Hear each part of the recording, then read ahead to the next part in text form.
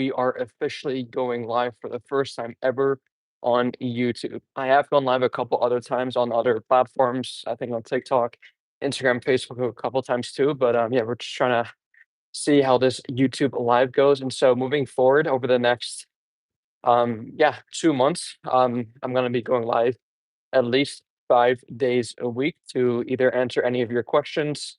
And I may or may not have a mini presentation or just a quick little topic that I may want to discuss with you guys during that live call. So, yeah, really looking forward to this. No real plan as of today. We're just kind of getting the ball rolling. And then on top of that, too, we're going to be trying to be a bit more consistent with our long form YouTube uploads. So I started this YouTube channel back in 20, I mean, I've always had this YouTube channel. Actually, I've had this since like 2012, I believe, and I think I posted a couple really cringe-worthy videos back when I first got started of me playing hockey with my friends back in Canada. Super just random, like wasn't really a structured YouTube video. But I've always had this account essentially, but I only started posting on this like actually like trying to grow it in 2018. And this was back when I was in college. It was my first year of university.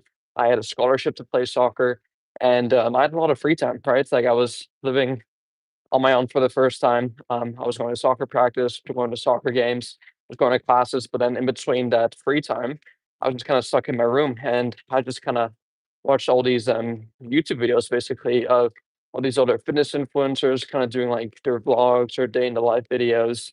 I used to watch like Christian Guzman, Max Tuning, Matt Does Fitness, some other like really big names that are still really relevant today, which is awesome to see. But yeah, I kind of went through this like phase where I would just binge watch all these videos, and it kind of sparked me to start documenting my own journey because I'm like, this is so cool. And despite me not really being where I want to be yet, when it comes to my own knowledge, my own physique, my own just everything, I was like, you know what? And this is actually what I picked up from Gary Vee, which I was really big into at the time, where he basically talks about documenting versus creating, right? It's document over create. So essentially just documenting your journey as you learn and as you grow as a person, right? So I started picking up my iPhone 6, I believe it was. Super old iPhone had like a crack on the screen, and I started like filming myself. I started filming my workouts that I was doing for my soccer. I started filming some of the soccer drills that I was doing as well. Started filming like what I was eating to fuel my performance, and just kind of taking you guys through like a day in the life essentially of a student athlete as I was going to classes, in between classes, showing you guys what I eat, my sleeping routine, how I study, all these things. And so that's kind of when this entire YouTube channel really started, when I started like posting consistently. And it's actually the first platform I started posting on consistently, which is quite funny because I know a lot of people starting like Instagram or TikTok wasn't even a thing at the time, but yeah, Instagram usually is where people start because it's like relatively low hanging fruits. It's like you just post a picture and then boom, there you go, you're done. Whereas YouTube, it's like it's a big commitment, right? Because like you got to show up for your audience, you got to put yourself on camera. And I was very camera shy. You guys can look back at my older YouTube videos, but yeah, I was just super shy, wasn't good on camera. And I've always kind of been like that as a kid growing up. I was a really chubby kid growing up, so I've always had like insecurity within my own body. I was always scared to take off my shirt in public, even in front of my friends as well. And it wasn't until I got into fitness when I just started to see my body transform and change. I saw six pack abs for the first time, when just my confidence increased, my self esteem, my energy levels, like 9 day difference between where I used to be to where I am now. So yeah, that's kind of what sparked me to obviously get into fitness, stay into fitness, and then also start documenting my progress. So we got one person in, CLS Font. Welcome in, my man. This is the first ever time going live on YouTube. So just really quickly, honestly, right now I'm just kind of talking about my background on why I got into YouTube, stuff like that. So you can definitely rewatch some of it, but haven't really been talking too much so far. But yeah, essentially started back in 2018, first ever platform, documented everything. And then yeah, like since then I've kind of been pretty consistent posting on all the other platforms too. Then I started posting on Instagram, started posting Snapchats, then TikTok started to become more popular. Started posting there, Facebook too, and all the other big platforms, LinkedIn as well. So yeah, that's kind of what started this, and I definitely noticed that ever since the short form content started becoming more popular in like 2019, especially during 2020 during COVID, it's like people were like glued to their phone watching TikToks day and night.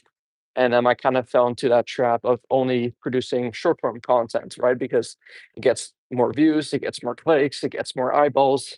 And as a creator, it's like, wow, like if I can make a short form video that probably takes a bit less time compared to a long form video that takes a lot more time, but still get more views with the short video. So I'm like, okay, well, let me do that then, right? But then kind of the issue there is that there's no real depth behind it, right? It's like you'll see a quick 10-second, 15-second, 30-second short form video and may stimulate some dopamine. You may get some quick tips, but it's like you don't really get to know that person like as a real person, right?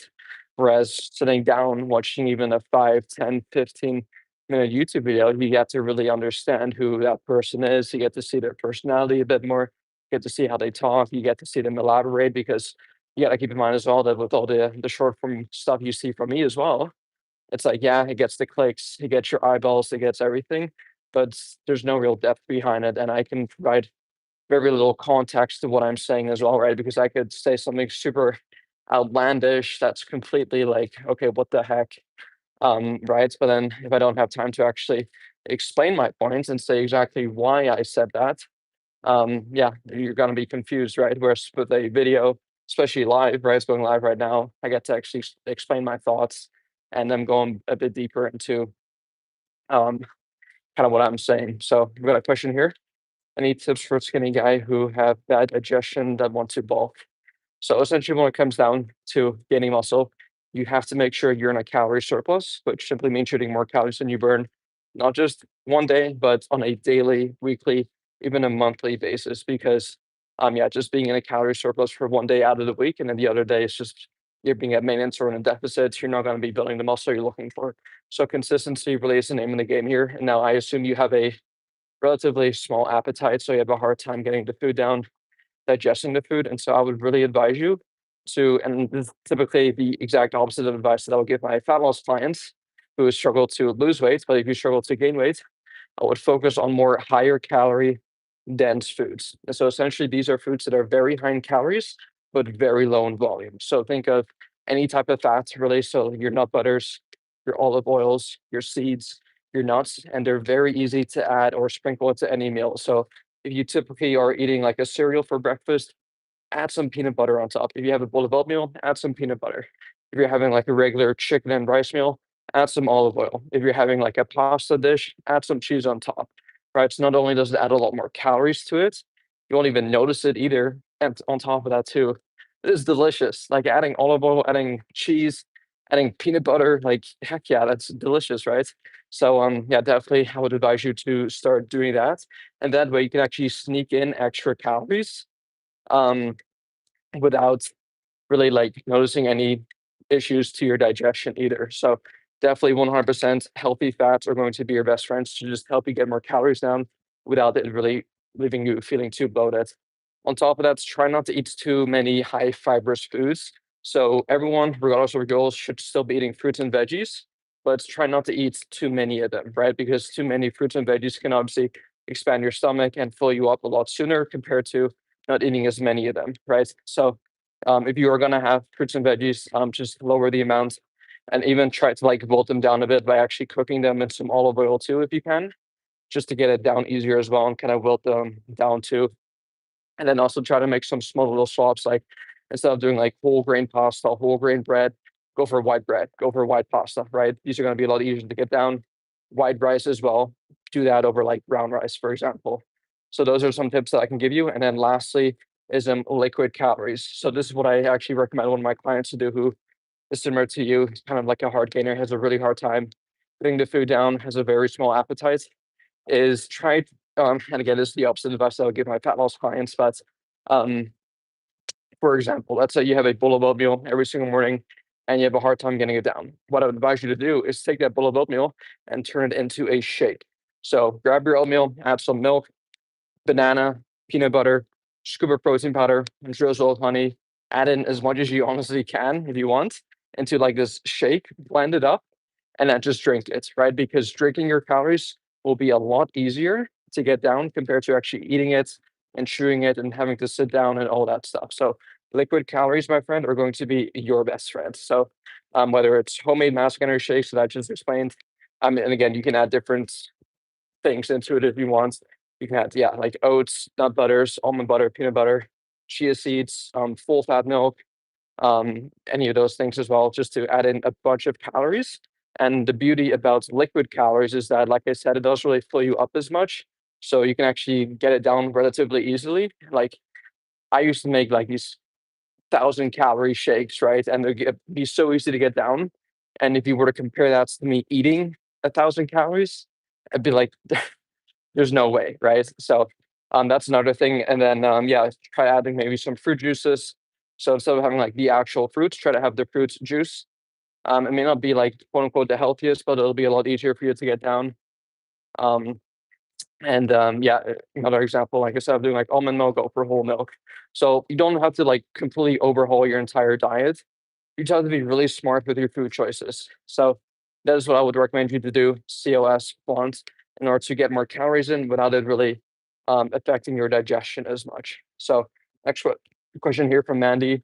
Do you think a 16-year-old teenager should stay dieting? Because everyone says that I am too young to focus on it instead of focusing on studies and get enough nutrients. What do you think? So, um, I think everyone, regardless of if you're a student, a full-time worker, a whatever you're doing in life, you should always prioritize your health because this is such a cliche, but without health, you're dead basically, right? It's health as well. So to some extent, everyone should be focusing on their health, and there's lots of ways to obviously do that.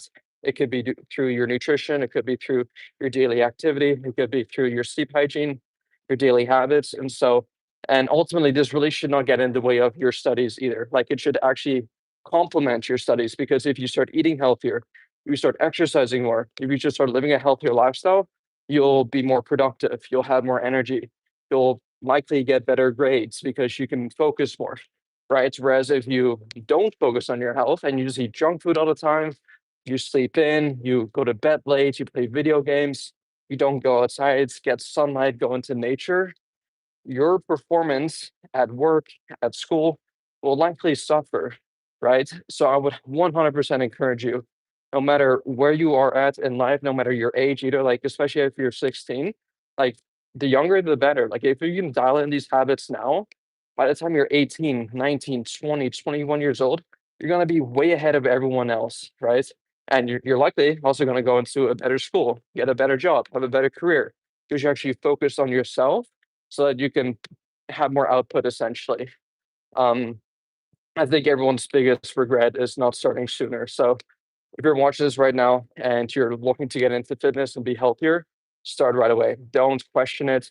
I have never met a single person in my life who regretted getting into better shape. Like it's not possible. It is not a thing. So yeah, please do not worry too much about it. But I would certainly say start small because I definitely know this likely won't be the case for you, but I do know some people obviously can be super extreme with this, or they'll literally make fitness their entire life. So they'll completely sacrifice their social life. They'll miss certain events just to do their meal prep or just to get their workout done. And I think there's a fine line between obviously you prioritizing your health versus you actually living your life. But I would say for 9 out of 10 people, that really should not be the case because most people that I at least work with, they have the opposite issue where they tend to be too much towards the social side and not towards like your actual health side, right? But yeah, just make sure you have a healthy balance, and over time, it'll kind of be part of your entire lifestyle. Where, for example, myself right now, I've been into fitness since I was 14, so I started eating healthier, tracking my food since I was 14, started exercising regularly. In the weight room when I was 16, played soccer all my life. I've ran 3 marathons. I've done 2 bodybuilding shows. So I've literally lived this life. I'm 25 years old now for over a decade, right? And one thing that I've noticed for myself is that the longer I've been doing this, the less and less I honestly really tend to think about it. Like when I first got into fitness, I was so obsessed with like tracking every single gram of food, not missing up workouts, getting my steps in, doing my cardio, all these things. But over time, I like now, for example, like I don't have to think twice about eating a healthy meal. It's just I'm an autopilot. It's like if I'm hungry, it's like, yeah, of course I'm going to eat a healthy meal. Like that's just part of who I am. That's part of my identity, right? I could never really. imagine myself eating junk food. I mean, sure, from time to time if I have to, but if I get to choose what I'm putting into my body, it's always gonna be a healthy meal, right? Healthy carbs, healthy fats, and a good source of protein. I stay hydrated throughout. I don't have to think twice about drinking my water. My sleeping routine is dialed in. My circadian rhythm is dialed in, so I don't have to think twice about setting up a good nighttime routine, morning routine, because it's part of my identity, right? I'm not sugarcoating this. I'm not like trying to like do anything. It's just part of who I am now, right? And I wasn't always like that, but through my own fitness journey, over time, the more of it you do, the better at it you get, and then over time, it'll just be ingrained into you, right? So now I identify as a healthy person. Of course, I eat healthy. Of course, I exercise. Of course, I work out. Of course, I go on my runs. Of course, I do run marathons. Like, of course, I do this. It's who I am, right? I wasn't always like that, but over time, as I stay consistent and stayed just throughout stayed the course, I became the person who was in shape. I no longer was the person who wanted to get in shape. I became the person who now is in shape, right? So my identity is someone who is in shape. So hopefully, when you think of me, when you look at my YouTube channel, you're like, oh, he's that weight loss guy. He's the fat loss guy, right? So that's ultimately like the goal for anyone if you want to not just get fit, but actually stay fit. You're gonna have to go through a identity transformation because far too often you've probably seen this all over social media where people will lose 20 pounds in 2 weeks, 30 pounds in 3 weeks, whatever. But then what they don't show you is what happens to them after, right? And what happens to them after, more than likely, 9 times out of 10, is they regain all the weight back again. And that is because they have not turned into the person who can actually sustain those results. That is the absolute biggest key, right? Because it's very difficult for a fat person to have a six pack. Like if I gave an obese person and I just magically snap my fingers and boom, I gave him a six pack. How long do you think he'd be able to maintain that with his current habits of being a fat person? He probably won't be able to maintain it for longer than, let's say, a couple of weeks, right? Because he'd probably go back to his regular eating habits with just eating junk food all the time, eating McDonald's, eating French fries, eating a sugary bowl of cereal for breakfast, skipping his cardio, like doing everything that is not what a healthy, in shape person with six pack abs would do, right? So don't be too concerned about the actual result, but be more so concerned about the person you're becoming as a result of that, right? Like if you want to get six pack abs, don't just think about how to get there, but think about how can I turn into the person who can actually get there, and then therefore the chances of you sustaining that are going to be a lot more likely.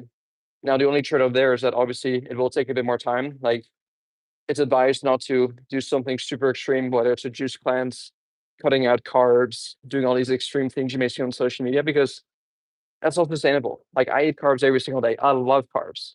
If you guys watch me on Snapchat, I post like daily stories there. Like I eat sushi maybe like once every other week or so. I love eating out with my friends. I love like pizza.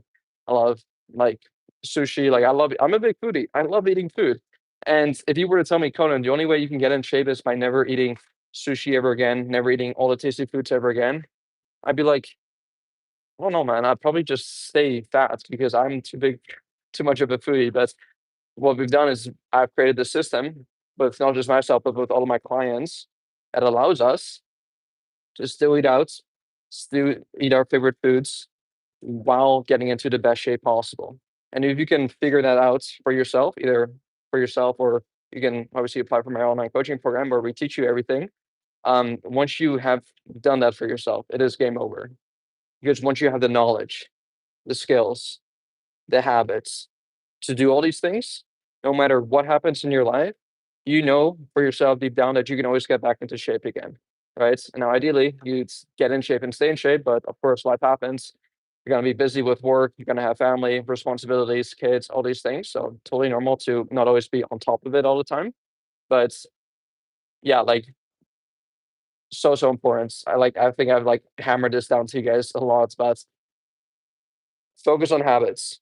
Habits are the key to everything in life, whether it's getting better grades, getting a better job, getting a better career, getting into better shape, improving your health. Yes, know the steps that you need to take in order to get there, but then really like don't rush it, right? Don't do something that is completely unsustainable for you. Now, yes, there's gonna be times where you may have a super big ambitious goal, right? Like getting fit is great, but competing on a bodybuilding show, right? That is like something really extreme, right? Where you have to get down to single digit body fat percentage. Now that is something super extreme, right? And that requires an extreme approach, an approach that's definitely isn't sustainable.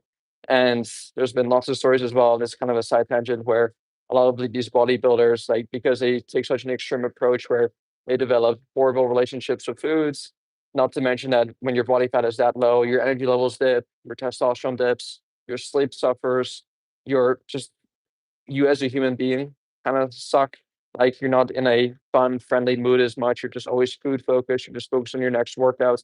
You're focused on your next cardio session, and you're just kind of not really fun to be around. And I know that because number one, I am around fitness people all the time, people who used to compete as well, and I myself have competed in two bodybuilding shows, and I can tell you firsthand that it is not fun, right? And it's almost like you're yes, it is healthier than being obese, but I would definitely say that getting too lean, right, losing too much body fat can also have some detrimental side effects to your health. So make sure that whatever your goal is, make sure that it is a sustainable goal. If you have an extreme goal, just know that that takes an extreme approach that is going to be unsustainable. But for most of you watching right now, I would definitely just recommend getting down to a lean, low body fat percentage, healthy body fat percentage. For most guys, 10 to 20, females, 15 to 30, and you'll be absolutely good to go. You'll be healthy. The hormones will be in check. Your energy levels will improve, and you'll just be a healthy, functioning human being. And that way, you can now focus on other things in life because fitness should never take over your life. It should enhance your life, right? So once fitness is kind of like you've established like a core base of fitness, everything else in your life will be easier. Whether it's getting into a new relationship, you'll have more confidence, right? Whether it's getting a new job, getting a better job, working more hours, getting more money, whatever it may be. I'm a huge believer that anything you want in life will be so much easier if you're getting yourself into better shape or if you are into better shape. So that is it for this quick little live call. Took about 22 minutes. So hopefully you guys took some value out of this. If you guys do have any other questions for me, feel free to DM me on Instagram. The handle is at Conan Kotarski, and I get back to all my DMs. So yeah, that is it for today. I'll be back tomorrow, and I'll see you then.